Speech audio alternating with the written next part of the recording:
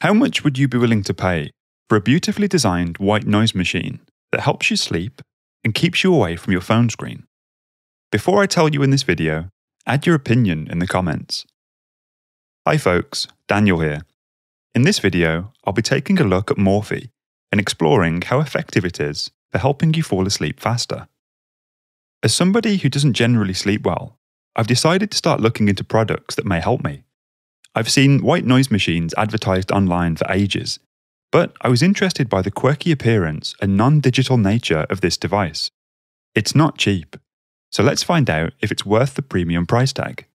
A quick disclaimer, I bought this product with my own money, and all of the following opinions are my own.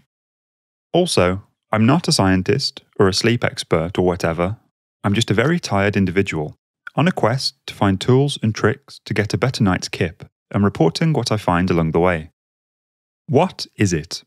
In their own words, Morphee is the first non-digital meditation device for better sleep. What that means in plain English is this cute little wooden boy that has a bunch of white noise sounds and guided meditations. There is no screen or backlight, and you operate it by cranking these keys to adjust the different modes. Apparently, over 100,000 people have bought this gadget, but I'd never heard of it until now. A quick look into the company shows that Morphee are based in France, and the product was designed by a team of sophrology experts. How much did I pay? A lot of research, attention to detail, and energy has obviously been poured into Morphee, and the price reflects that. I paid £80 and bought mine directly from Morphee. It arrived within 2 days, shipped from a fulfillment centre here in the UK. That works out to about 110 American dollars, or 2,285 Dogecoin. A quick flick through Amazon shows that most white noise machines are around 1/3 of the price, so let's explore whether it's 3 times as good. What do you get in the box? As you can imagine with such a beautifully designed product, the packaging is charming and well thought out. You lift the lid to find your Morphee looking back at you. A little leaflet called the Blue Book of Sleep sits at the bottom, along with a USB-A to micro USB cable and a charging brick. How does it work? The Blue Book of Sleep that comes in the box tells you everything, but ultimately you need to turn the device on. Select a theme with this key. Select a session with this key. Select a duration with this last key. If your session is voice-guided, you can switch between Pierce and Gina here. If you want to listen with headphones, there's a 3.5mm aux jack here. Otherwise, sound comes out of the speaker here. Then press play, adjust your volume, and you're done. How many settings does it have? There are 8 themes, each with 8 sessions, again each with an 8-minute and a 20-minute option. The guided voices have a male voice, Pierce, and a female voice, Gina. The mathletes among you will have worked out that it gives you 210 combinations. The 8 themes are body scan, breathing, movement, visualizations, cardiac coherence, napping, relaxing music, nature sounds. How long is the battery life? Morphee claims you get over 3 hours of use with the integrated speaker, which gives you around 7 to 10 days of use between charges. I didn't have to charge my Morphee once during the week, and I was not only using it to sleep each night, but messing around with the settings during the day. Did it help me sleep?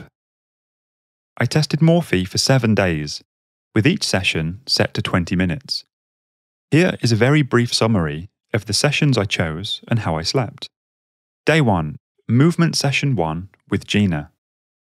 Of the 7 days I tested Morphee, the first was definitely the worst I slept. I was awake long after the session ended and got a total of 5 hours and 33 minutes of sleep. Day 2, Body Scan Session 1 with Pierce. The second day was a slight improvement, with 6 hours and 26 minutes of sleep. I heard the session end, and I'm ashamed to say I did find myself reaching for my phone. I definitely preferred Gina's voice to Pierce's, who I found put me on edge. Day 3, Movement Session 3 with Gina. I listened to the full session and was still awake. However, I was definitely more relaxed and didn't find myself reaching for my phone. I fell asleep shortly after, and it's worth mentioning my wife, who was also listening, was fast asleep halfway into the session. Total sleep, 7 hours and 35 minutes. Day 4, Body Scan Session 2 with Gina. Whether it was the last few nights of sleep being rubbish or not, we had some success on day 4. According to my wife, I was asleep 5 minutes into the session and got 7 hours and 51 minutes of sleep. I started testing the Sleep Cycle app on this night, and you can see on the graph that I fell quickly into a deep sleep. Day 5. Body Scan Session 2 with Pierce. I struggled with Pierce's voice and was awake for around 15 minutes after the session had finished. My sleep was quite disturbed, and at 4 a.m. I put the thunderstorm noise on for a bit, but ended up switching it off. Total sleep, 7 hours, 54 minutes. Day 6, Cardiac Coherence, Session 4. You can see by the graph that I really struggled with cardiac coherence. The weird tones were a bit too alien, and I ended up switching to Movement Session 5 with Gina instead.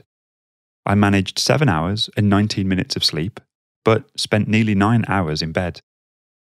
Day 7, Nature Sounds, Session 1. Again, the graph tells the story of a sleepless evening. This was the sound of a cat purring, and I personally found it a bit unsettling. When I was testing out the nature sounds, I noticed that they all felt a bit empty. The loops are quite short, and the tiny speaker doesn't give them as much dimension as other white noise machines I've used before. Total sleep, 7 hours, 5 minutes. So, out of 7 days, I fell asleep during the session once. I fell asleep shortly after the session ended twice, and there were 4 occasions where I abandoned all hope of sleep. Conclusions. There's no doubt that Morphee is a beautifully designed device that brings a very French, idiosyncratic approach to helping you sleep. I admire the concept, and I was rooting for it to work, but I found myself lying awake more times than I was asleep. Here are 3 things I didn't like, and 3 things I did. First, the not-so-great stuff. 1. Perhaps a personal preference thing, but I found Pierce's voice hard to relax to. I felt like he was disappointed with me, so tended to stick to Gina's voice instead. 2. I'm not convinced that the price is right. £80 is a significant amount of money, and many of the white noise sounds and guided meditations can be found elsewhere for free. I know the whole point is that it brings you away from technology, but you sure as heck pay for the privilege. 3. While I love the design, I was surprised to find that the keys are plastic. Morphee never claims they aren't, but for the premium price and slightly steampunk aesthetic, I'd have expected metal. Also, the cap didn't fit perfectly onto the unit and required a bit of a knack to get it sitting right. And to leave on a positive note, here are the things I did like. 1. The design.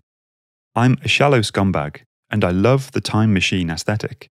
Most white noise machines are these big, gonky, beige plastic devices, but Morphee look great on my bedside table. 2. It's portable and can easily be thrown into your bag for an overnight trip. The charging port is a ubiquitous micro USB, so if your batteries do run flat, you'll likely be able to find a cable anywhere you go. 3. You get a 100-night return policy, so if Morphee really isn't for you, there is no love lost. So, would I recommend it? The whole point of Morphee is to distance you from a screen. Well, you can find much of the content for free or cheaper elsewhere. It turns going to bed into a well-being ritual.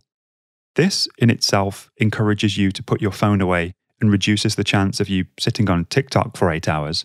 But I don't believe that is worth £80. In order to justify the price tag, I'd like to see metal keys and a way to update the device with new content. I'd also like it to make breakfast in the morning and do my taxes. If you found this video interesting, consider subscribing. It will keep you in the loop for the sleep products I'll be reviewing in the future, and will reassure me that I'm not just shouting at a tree. Liking the video is apparently a good thing too, so if the mood takes you, go crazy. And finally, if you are struggling to sleep, try listening to the Go Back to Sleep podcast. I read from a non-fiction book each week, which is absolutely as boring as it sounds, and may help you nod off. I'm Daniel, and this is Go Back to Sleep.